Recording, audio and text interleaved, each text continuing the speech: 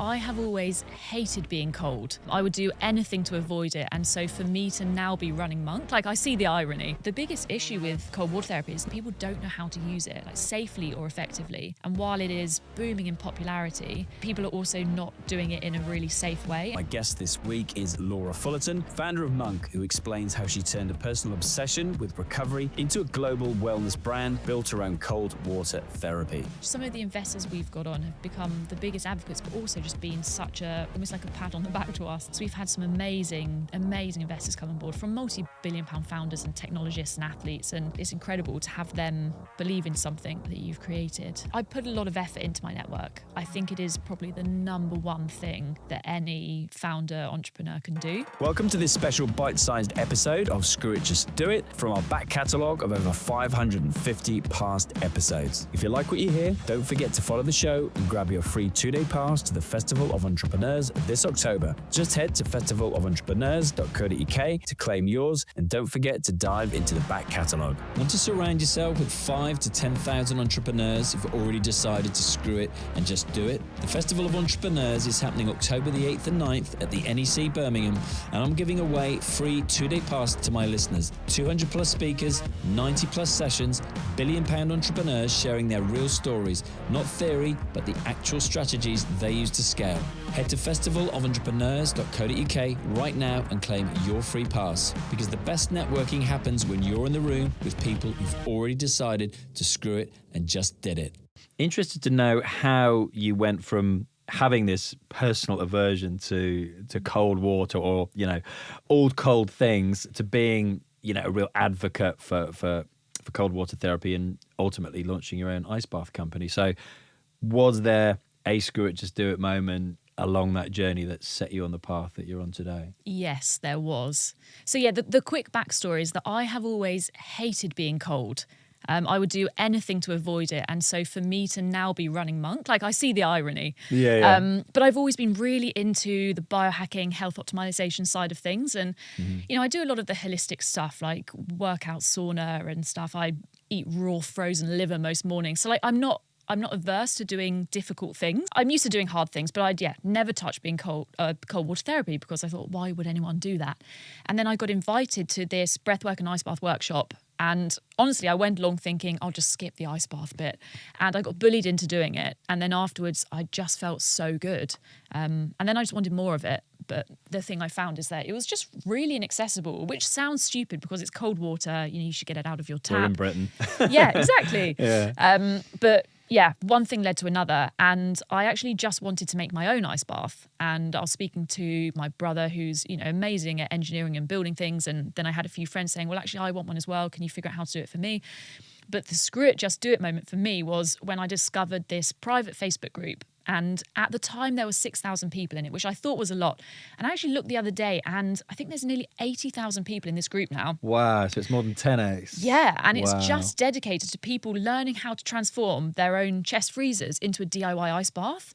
And that, for me, was the moment where I thought, if there's this many people willing to get electrocuted, have a really ugly product, clearly there's something not meeting their needs. So that really was the catalyst behind Monk, where I thought, well, I've got to create it. Okay, and to create a more aesthetically pleasing version at the same time. Yeah, with better functionality as well. And in all honesty, I've never built hardware before. I've never built software. So building hardware and software that has to talk to each other. At the same time. Yeah, it's quite a big ask. But here we are. Where are you at as a business? Where is Monk Ice Bath? Where can people get hold of them?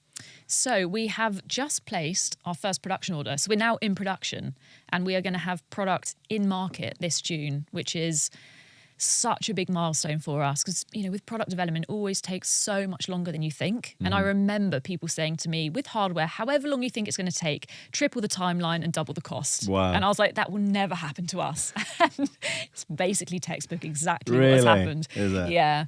But it's been a labour of love. So now we're at the point where we've just gone live with pre-orders. So we're preparing for the launch, and just just getting ready to really show the world what we can do. If you're enjoying this conversation and thinking, I need to be around more people like this, then I've got the perfect solution for you. The Festival of Entrepreneurs is where 5,000 to 10,000 ambitious entrepreneurs come together to learn from the people who've actually done it. It's on October the 8th and 9th at the NEC in Birmingham, and I'm giving my listeners free 2-day passes. Real entrepreneurs, real stories, real strategies. Exactly like what you're hearing right now, but live and in person. Go to festivaloфentrepreneurs.co.uk and get your free 2-day pass before they're gone. The hardest thing was fundraising in the climate last year. And also just, as a founder of an early stage business, you're doing so much. You're trying to build hardware and software while fundraise, while build a team, while get ready for a launch. Like there's just... Whilst getting to bed before 10 o'clock. Yeah, exactly. That's the thing that really tripped me up. It's the time thing, isn't it? It was mainly fundraising. It was just really tough last year. And luckily at the end of the year, it really picked up. Good. But yeah, for a good few months, it was intense. Okay. What piece of advice would you give to somebody to help them get from where they are, whatever situation that is, to where they want to be? What's helped propel you get from where you are to where you want to be? I think, as we just spoke about, I would say network. Okay. Yeah. I think that is just the number one. Surround yourself with the right people. Yeah. Yeah. Yeah. And I think you've also just got to ask your network for things. Like even if, after this conversation, I could say like, oh, hey, who are the 3 people you think I should meet? Or, it's a great line. It's a great line. It wasn't mine. I don't know who I stole it from. But okay. That's a really good line. It's not yours. Okay. Yeah. But I think also I remember at the beginning of the year, I read something and what was the quote? It was something about like, what happens if you actually just go for it? And I've always had that in the back of my mind. And, I think... I remember seeing something like that. If I was talking to a friend who was, I don't know, telling me about a problem or something they wanted to do, it would be so easy for me to be like, oh, you should just do this and tell them to shoot for the moon. Yeah. But as soon as it's like me talking to myself, I just kind of hold back. So just thinking about that, like, also, what is the worst thing that could happen? What was your original vision with Monk and how has that changed in the couple of years? Oh, it's definitely changed a lot, because when I set out to create Monk, it was more about the hardware. It was just more about having this really beautiful bath with great functionality. And at some point it was like, oh, we need to have a companion app to kind of guide people through it. And at that point, we weren't really sure on what the role the app would take. Mm-hmm. But what we found out really quickly is that the biggest issue with cold water therapy is not the accessibility, but it's that people don't know how to use it, like safely or effectively. And while it is, booming in popularity, people are also not doing it in a really safe way. And it's a really powerful tool, but it's got to be treated with respect. Yeah. And so that's where the app comes in for us. So we've got a load of different guided programs, depending on why you're doing it. Because if you were doing it for, muscle recovery or mental health, you'd use it in a really different way, but people don't know that. Yeah. What's been the biggest breakthrough since you started on this journey, would you say? Breakthrough, what, being like a milestone or... Yeah. I think possibly putting up, it sounds like a really small milestone to the outside world, but putting in that first PO, our first production order, that's been a really big milestone, because getting to that point, there's a lot of blood, sweat and tears that go on behind the scenes. There's been so many great milestones and breakthroughs. Just some of the investors we've got on have become the biggest advocates, but also just been almost like a pat on the back to us that they believe in it. Like one of the co-founders of Aura Ring, boxer Anthony Joshua. Yeah.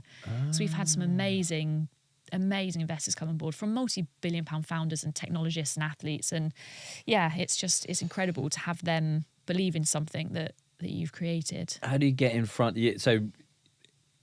Mention a couple of those people again then. So people, who can you say that you've got on board? So by the time this podcast comes out, I'll be able to say that Anthony Joshua is one of our investors, and we've got some amazing things coming up in the next couple of years, loads of shoots and things with him. So that's going to be incredible. Yeah. Really excited for that. Who else have we got? So James Watt, the CEO of Brewdog. Yeah. And one of the co-founders of Aura Ring, which for me is amazing, because it's probably one of my favourite products. Yeah. So to have their belief, and also someone who was the CMO for Peloton for 4 years. Oh, okay. How do you get in front of these people? Is it your network, or do you actively go out and expand your network? I mean, I put a lot of effort into my network. I think it is probably the number one thing that any founder entrepreneur can do. Agreed. They should teach it in school as well. I've always said this, literally. Should we start our own school? Well, I think we should. I literally tell my daughter this, right? If you could start now, just going on LinkedIn, they look at me like I'm deranged, you know. LinkedIn, compare that to Instagram or TikTok. Yeah, Why would I want to go on there? That conversation just proves something. You are the average of the 5 people you spend the most time with. So here's my challenge. Upgrade your network. The Festival of Entrepreneurs is happening October the 8th and 9th, and I'm giving my listeners free 2-day passes to get in the room with 5,000 to 10,000 entrepreneurs who are actually building something. This is where the risk takers, the game changers, and the people who've decided to screw it and just do it come for inspiration, education, and connection. Don't just listen to their success stories, go meet the people living them. Grab your free pass now, because the biggest risk isn't taking a chance, it's missing the opportunity entirely. So I hope you enjoyed that bite-sized episode with Laura Fullerton. A couple of things I want to talk about here. Her obsessing over the product. So Laura knew exactly who she was building for, and it shows. When you build something you'd actually use yourself, the quality speaks for itself. Niche doesn't mean small. So Monk is a perfect case of going deep rather than wide. She focused on solving